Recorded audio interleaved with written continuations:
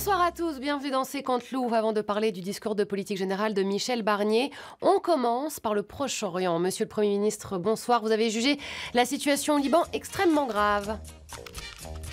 Michel Barnier. Oui, tout à fait. Une situation extrêmement grave et même préoccupante. Et vous avez proposé quoi du coup comme solution? Ah ben aucune. Écoutez, si je suis pour le Liban, j'ai l'extrême droite sur le dos. Si je suis pour Israël, je me prends une motion de censure de la gauche. Non, donc pas de vague. Sinon, dans votre discours, vous avez jugé la situation budgétaire de la France très grave. Oui, et même préoccupante. Et vous allez faire quoi? Ah ben rien non plus. Parce que si j'augmente les impôts des riches, je me vrille les macronistes.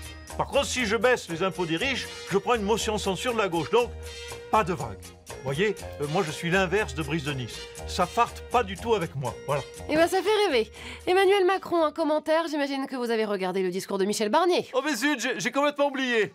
J'ai regardé Slam sur France 3. Non, je voulais juste rebondir sur sa comparaison avec Kylian Mbappé. Je pense que s'il faut comparer Michel Barnier à un joueur de foot, c'est plus par rapport à Griezmann et son départ. Vu l'ambiance à l'Assemblée cet après-midi, ça sent la retraite dans pas longtemps pour mon Michel. Ah, mais laissez tranquille, le pauvre Barnier, enfin. Ça va, chérie, on peut quand même se marrer, non? J'ai l'impression que la situation l'amuse. On reçoit maintenant celui qui a créé la polémique avec ses propos sur l'immigration, qui ne serait pas une chance pour la France. Bruno Retailleau, bonsoir. Bonsoir, madame. Je sais que vous êtes française, pardon, mais Manarino, c'est italien, non? Bon, bref, il faudra qu'on vérifie au ministère des Français de souche. Oula, il fait peur, hein, le shérif. Alors, le gros sujet du moment, ce sont les OQTF et comment on les expulse de France. Vous avez proposé d'entamer des négociations avec les pays qui refusent de reprendre leurs ressortissants. Oui, car madame, nous avons des moyens de pression. Je propose de créer un mécanisme commercial européen de réduction des droits de douane aux pays qui reprennent leurs délinquants. Ah bah c'est encore plus long. Il faut que ce soit voté par le Parlement européen, ça va prendre des années, hein. Écoutez, pardon, mais vous m'emmerdez. Vous êtes l'incarnation même de ce que je disais. L'immigration n'est vraiment pas une chance pour la France. Exemple, elle a donné des enquiquineuses comme vous. Ravi de vous avoir rencontré. Le procès des assistants parlementaires du RN a démarré et tout de suite, on retrouve Marine Le Pen au tribunal. Regardez. Si t'as jamais vu Bruxelles, tape dans tes mains. Si t'as jamais vu Bruxelles, tape dans tes mains. Oui, j'arrive. Marine Le Pen, bonsoir. Alors vous êtes donc accusé de détournement de fonds. Écoutez, monsieur, des Marocains sous OQTF assassinent des gens. C'est de ça dont devrait plutôt se préoccuper la justice, plutôt que de savoir si j'ai oublié de rendre un stylo à la Commission européenne. Mais là, on voudrait quand même parler de ces détournements de fonds. Non mais stop. Ce que vous détournez là, c'est l'attention. Je peux vous dire que Samuel Paty ne serait pas fier de vous. Les juges salissent sa mémoire en s'occupant de ma petite affaire de détournement de fonds européens. Et que dirait Grégory? Grégory? Oui, Grégory, le petit Grégory. Je peux vous dire que les juges feraient mieux de réouvrir l'enquête plutôt de s'acharner là sur nos pseudo-malversations financières. Je peux vous... Attendez, une seconde. Oh non, c'est encore Barnier là. Je peux pas... Il arrête pas de me saouler, il arrête pas de m'appeler. J'ai 2 mois de procès au Derche, franchement j'ai autre chose à foutre. Je lui réglerai son cas à Noël.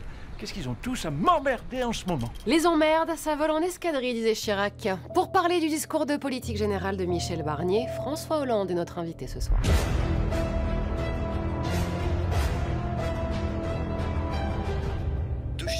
Deux données qui montrent que nous sommes entrés dans un monde nouveau sur le plan budgétaire. François Hollande, bonsoir. Dans son discours de politique générale, Michel Barnier est revenu sur l'état alarmant de la dette en France. Et c'est vrai qu'on a appris cette semaine que notre pays emprunte à des taux plus élevés que la Grèce, l'Espagne ou le Portugal. Oh là là, non mais le petit génie, hein. Ah bravo, 7 ans de Macron, 7 ans de malheur. On est passé de la 5e puissance mondiale à un pays du tiers-monde. Non, vous vous rendez compte que les marchés préfèrent prêter à un clodo grec qu'à Macron? Toujours dans la mesure. Hein. Non mais c'est terrible, on rejoint Haïti, l'Arménie et le Pakistan dans la liste des pays à qui personne ne veut prêter 10 balles. Ah mais bravo la Startup Nation, hein. Ce à quoi on n'avait pas pensé, c'est que 80% des startups font faillite. Non mais pardon, mais vous y avez participé à cette faillite. On voit la courbe de la dette entre Nicolas Sarkozy, vous et Emmanuel Macron. On est passé de 1200 milliards à 3200 milliards. Vous avez tous été un peu nuls. Oui, mais il y a du mieux en politique. On est passé de tous pourris à tous nuls. Donc, on progresse. Ah bah c'est sûr que vu comme ça... Bruno Le Maire, bonsoir. Il a sonné 9. Ah non, c'était 10 qu'il fallait que je dise.